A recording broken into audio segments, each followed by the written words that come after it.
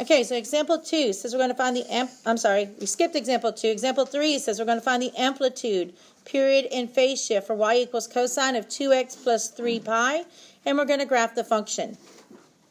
So, what is my amplitude on example 3? 2.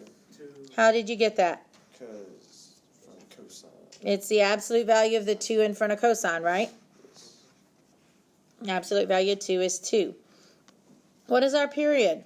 Pi. How did you get that? 2 pi over 2. 2 pi over the 2 that's in front of the x. Good. And what is our phase shift? C over B. It's a c over b because of the form we're in. So 3 pi over 2, is it positive or negative though? It's negative. It's negative because we're going to do the opposite. So you could write negative, or I should have asked you, do we go to the right or the left? We're going to go to the left, 3 pi over 2. Oh, dear. All right, so now we got that. We need to graph it. Well, this is cosine. So what I'm going to do is over here on the left, I'm going to write out my cosine table.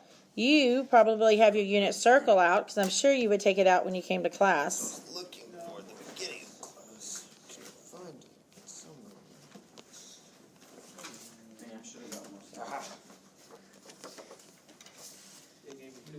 All right. So you don't have to write it down if you're looking at your unit circle or you've got it memorized. I have to so I can see it. So what are we going to do to our x's? Why don't we rewrite this first? Because remember, if we're going to use the transformation method to graph this, we need that 2 there to be out of there. So you said it was x plus 3 pi over 2 just a second ago, right? Yes. All right. So what are we going to do to our x's? Subtract 3 pi. Subtract 3 pi over 2, and we still have the 2 right there. Divide by 2, which is the same as if we multiplied by 1/2, right? And what are we going to do to our y's? Multiply by the 2 in front.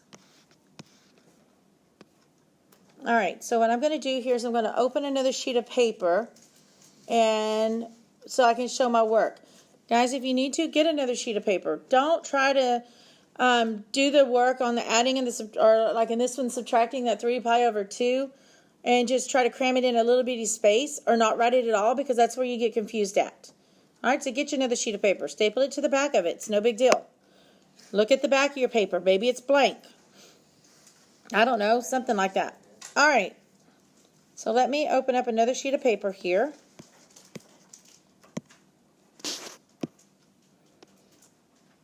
I am going to erase what I put here so it won't be there when we go back to the other page. Let's work on this. First thing, if I'm going to take my y times 2, what am I going to get? 2, 0, negative 2, 0, and 2. Right? I just took all those y's from my table on the left, multiplying by 2. But my x's are a little different. We're going to take x minus 3 pi over 2. And then we said we're going to multiply that by 1/2, aren't we? So my first x was a 0. So what's 0 minus 3 pi over 2? Okay. And then we're going to multiply that times 1/2. What do we get? Negative 3 pi over 4. So that's going to be my first x value. Then my next one was pi over 2. And I'm going to subtract 3 pi over 2.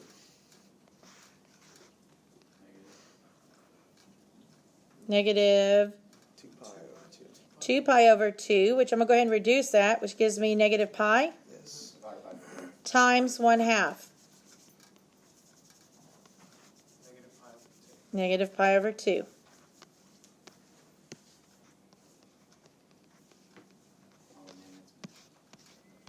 All right, then we're going to take pi minus 3 pi over 2.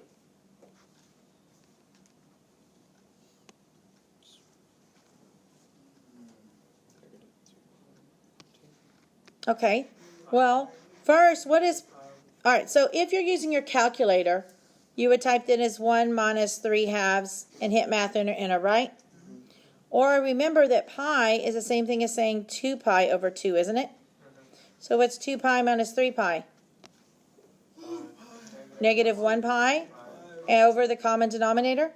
Either way, you're going to get that answer. And then we're going to multiply that times 1/2.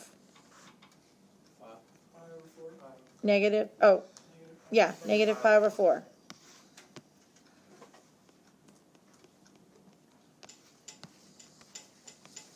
All right, the next one. 3 pi over 2 minus 3 pi over 2. 0 times 1/2.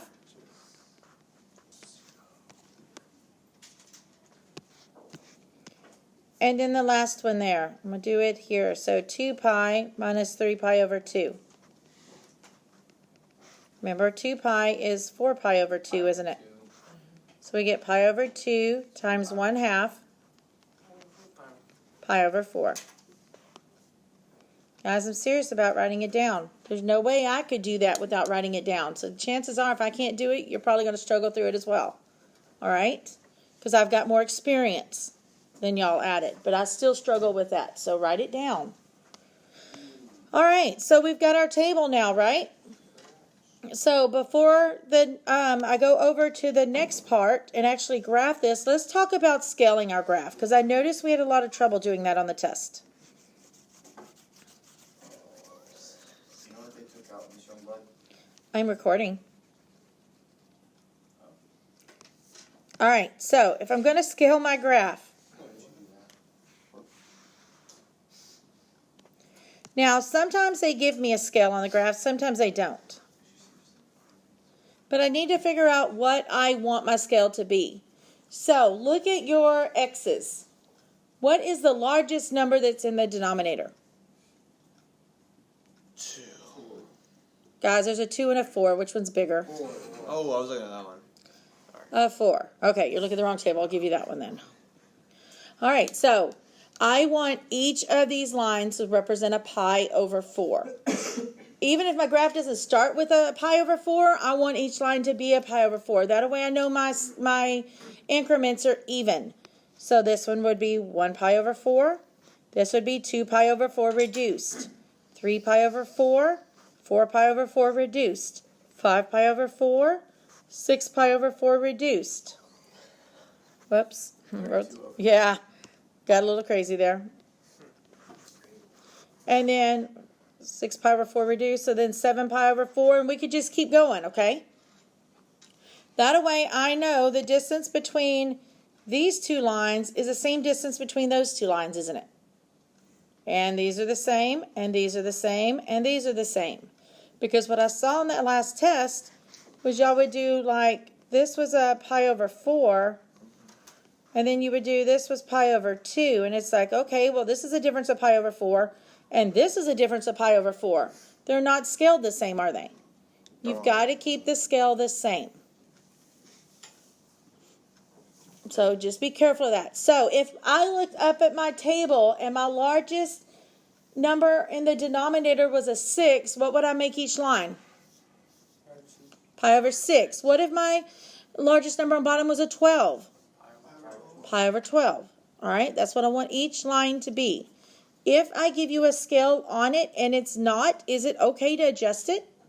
Yeah, change the number that I have there. You can change it to what you need it to be. Sometimes I give you a blank scale so you can do it yourself. Sometimes the graph that it pulls up is one that's already labeled. You change it to what you need it to be.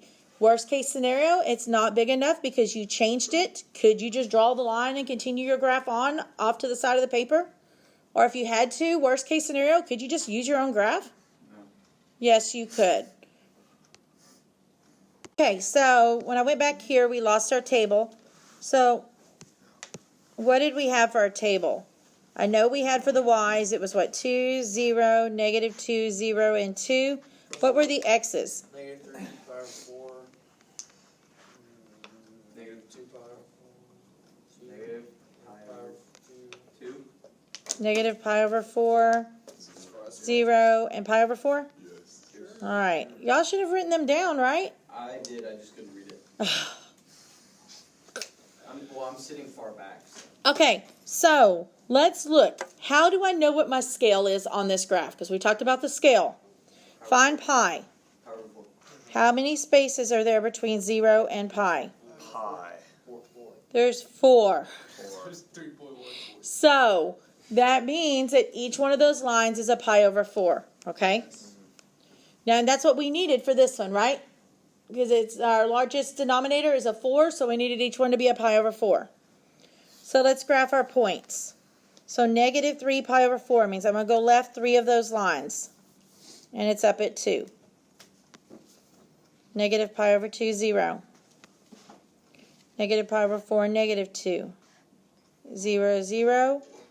And then pi over 4, 2. So there's one full period. Now, it didn't tell me how many I needed to graph. So I'm going to go ahead and fill up the graph. But if it doesn't tell you, you have to make sure you at least graph one full period, okay? So I'm just going to continue my pattern here. Down, down, up, up, down, down, up. Or the other way. Down, down, up, up, down.